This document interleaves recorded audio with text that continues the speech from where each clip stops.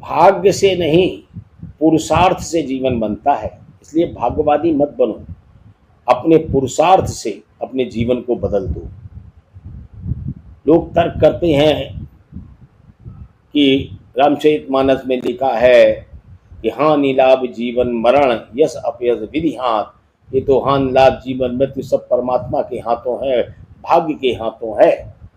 लेकिन उसी रामचरितमानस में ये भी तो लिखा है कि कर्म प्रधान विश्व रचि राखा, जो जस करे सो तस फल चाखा। विधि माने नियम होता है, विधि माने नियम। भाग्य क्यों मान के बैठे हो, विधाता क्यों मान के बैठे हो? विधि माने कानून क्यों नहीं मानते हो? कि हानि लाभ जीवन मरण यश अपयश विधि हाथ, कानून है, उसका एक नियम बना हुआ है। और नियम क्या है कि कर्म प्रधान विश्व रचि राखा, जो जस करे सो तस फल चाखा। कर्म से जीवन बनता है। भाग्यवादी मत बनिए, अपने पुरुषार्थ पर भरोसा रखिए, परमात्मा पर भरोसा रखिए,